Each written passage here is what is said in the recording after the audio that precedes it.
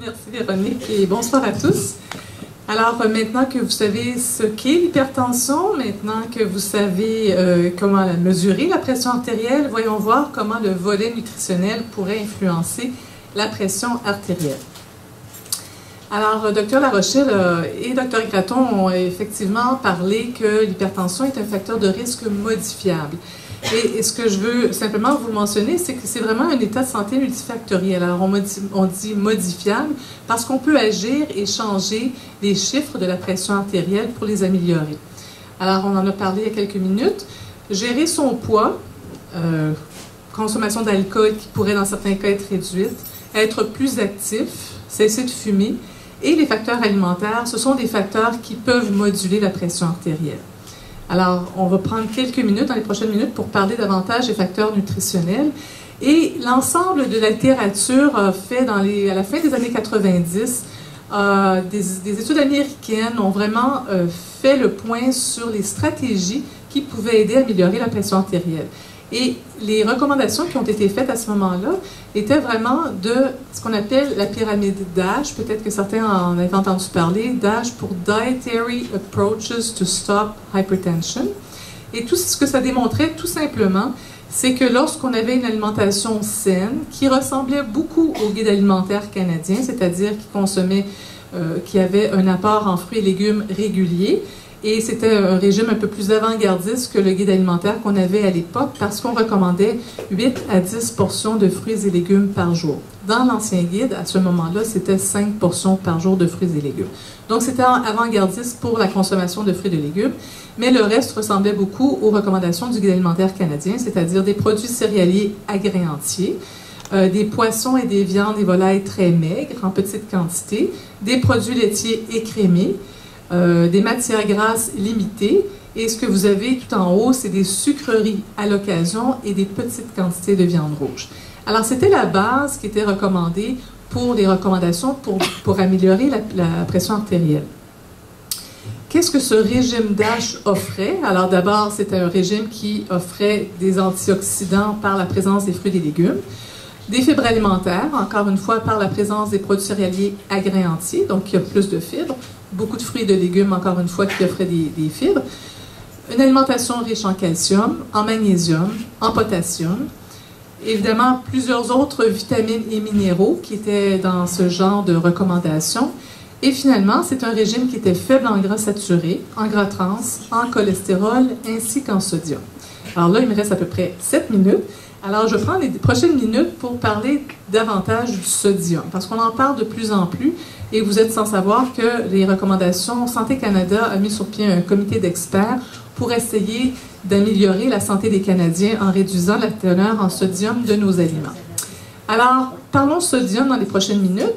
Ici, vous avez à gauche la quantité moyenne de sodium qui est consommée par l'ensemble des Canadiens, c'est-à-dire 3000.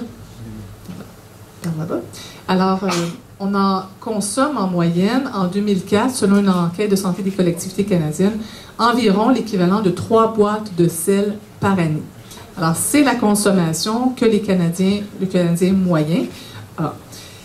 Combien est-ce qu'on devrait en consommer? On devrait en consommer la moitié, c'est-à-dire une boîte et demie par année. Alors, au lieu des 3, alors vous voyez, puis ça ne rentrait pas tout, j'ai été obligée d'arrêter de verser parce que ça débordait, mais on en consomme beaucoup trop dans une année.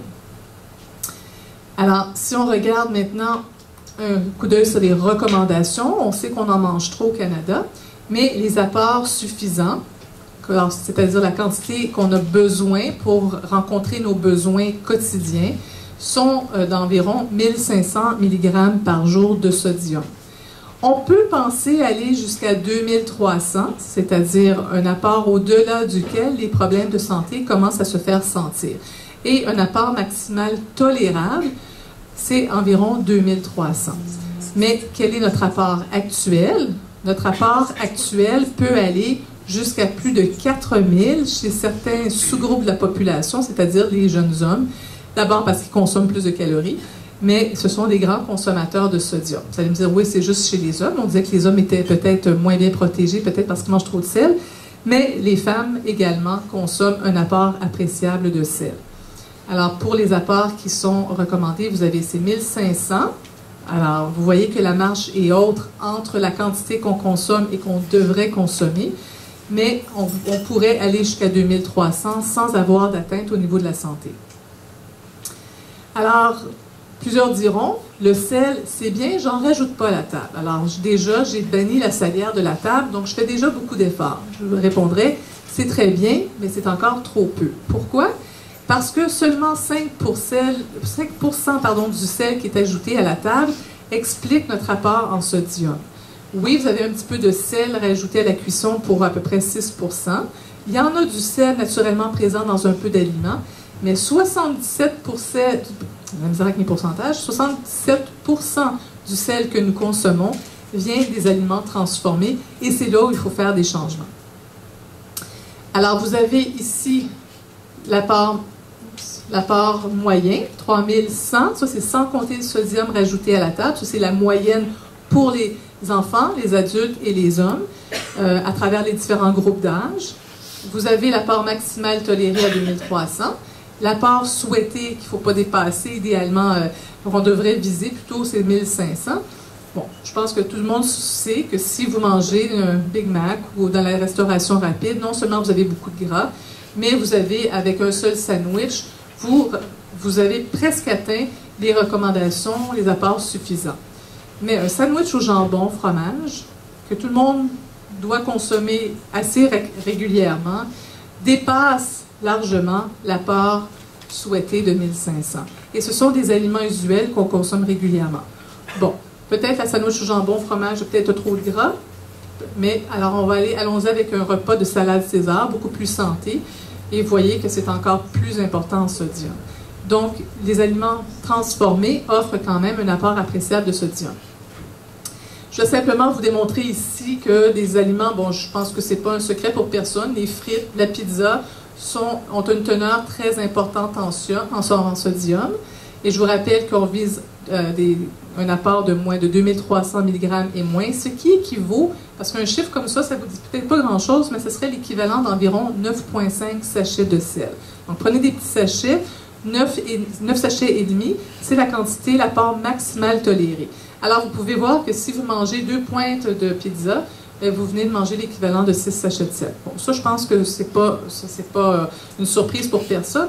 Mais ce que je veux simplement vous montrer, c'est que lorsque des sauces tomates en pot, on n'a pas le temps de les faire nous-mêmes, des bouillons commerciaux, donc on va se servir pour faire des soupes santé, une soupe aux légumes en conserve, voyez-vous, vous avez quand même un apport très important de sel. Alors, tout ce qui se fait dans le commerce est actuellement très salé, et ce qu'il faut essayer de faire, c'est de les trouver moins salés. Même le V8, si vous avez le jus de légumes, le V8, qui est 2 portions de légumes, selon les recommandations du guide alimentaire, bien, vous fournit pour une canette l'équivalent de 3 sachets de sel. Donc, des apports appréciables dans le quotidien de sel. Vous avez illustré ici la transformation des aliments.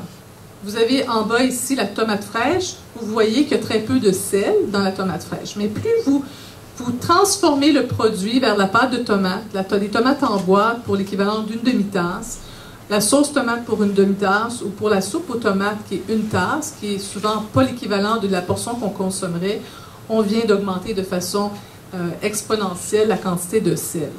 Alors, c'est pour ça qu'il faut essayer de revenir à la base, et quand on dit d'essayer de choisir des aliments frais, c'est un petit peu à ça qu'on fait référence, parce que les aliments transformés contiennent un apport très important de sel. Il ne faut pas juste se fier à notre goût. Je pense que tout le monde sait que des frites et des chips, ça peut contenir beaucoup de sel, que le jambon peut contenir du sel. Ça, je pense que ce n'est pas un secret non plus pour personne. Mais vous arrêtez chez Tim Hortons pour un muffin blé entier et carottes, donc plus santé. Et ce que vous voyez, c'est qu'il y a quand même beaucoup de sel dans certains produits qu'on ne penserait pas salés. Un sachet de gruau instant, cannelle et épices, donc aromatisé, peut contenir 310 mg de sodium. Je vous rappelle que la version nature, si vous la prenez non aromatisée, c'est 5 mg. Il n'y a à peu près pas de sel. Un pudding chocolat instant. On sait que c'est sucré, ça peut être dans certains cas gras, mais c'est un apport très appréciable en sodium. Et finalement, du café instant, on ne penserait pas qu'il y a de sel, mais on peut aller chercher presque 300 mg de sodium. Donc du sel, plus l'aliment est transformé, plus il va y avoir de sel. J'ai essayé le V8 faible en sodium, mais c'est imbuvable. Avec raison. parce que l'industrie est allée trop drastiquement. Alors, ce que l'industrie a fait, c'est qu'elle a pris un V8 original et a voulu enlever 70% de la teneur en sodium. Et donc, nos papilles gustatives ne se sont pas habituées et ont dit « Wesh, c'est pas bon ». Pourquoi? Parce qu'on est allé de façon trop drastique. Alors, le sel est omniprésent dans notre alimentation et il faut essayer de le réduire. Je vais rapidement passer sur les repas au restaurant. Vous êtes au restaurant et vous tentez de manger moins gras, moins sucré peut-être. Alors, vous faites des meilleurs choix, soit chez Tim Hortons ou chez McDo. Alors, je vous donne l'exemple, par exemple, au lieu de prendre un Big Mac avec une frite moyenne ou un cola moyen régulier, vous allez choisir un sandwich au poulet mais grillé, une petite salade et vinaigrette avec un cola diète. Tout ce qu'il y a de plus santé, en fait, par rapport au premier choix. Et vous vous rendez compte que vous avez réduit votre quantité de sucre de façon très appréciable, la quantité de gras également de façon très appréciable, mais vous n'y arrivez pas en réduisant le sodium. Il y a toujours beaucoup de sel, malgré qu'il y a 2 fois moins de calories. Alors, dès que vous mangez au restaurant, vous êtes en restauration rapide, beaucoup de sel dans ces aliments-là. On a des trucs pour essayer de manger moins salé. Alors, l'étiquetage nutritionnel que vous voyez ici est obligatoire sur tous les produits préemballés. Attention à la portion de référence qui ne correspond pas toujours à la portion qu'on consomme. Le mot sodium peut vous indiquer combien de sel il y a dans le produit. Pour faire des meilleurs choix, allez vers des produits qui contiennent 140 mg moins de sodium par portion ou l'équivalent d'environ 5% ici du pourcentage de valeur quotidienne. Alors, certaines allégations nutritionnelles existent, c'est-à-dire sans sel ou sans sodium, c'est avec 5 mg ou moins par portion. Par portion, ça veut dire qu'il n'y a pas de sel. Et faible en sodium avec moins de 140 mg par portion. Et d'ailleurs, Marc Boucher, celui qui a préparé le repas, a porté une attention particulière pour vous offrir un repas qui contenait moins de sel. Merci Marc. Alors, et je terminerai avec celle-ci, les solutions individuelles. Il y a moyen de bouger, il y a moyen de manger moins salé de façon individuelle. Diminuer progressivement son goût pour le sel. Rappelez-vous que les papilles gustatives doivent s'habituer à un apport à des aliments moins salés. Des produits allégés en sodium. Rechercher les allégations sur les produits. Comparer les produits avec l'étiquetage nutritionnel. Choisir des produits frais avec le moins d'aliments transformés. Beaucoup de fruits et de légumes. Prendre le temps de cuisiner. Et ça, je pense qu'à la base, c'est d'essayer de revenir à ce qu'on faisait en autant qu'on puisse avoir un peu de temps.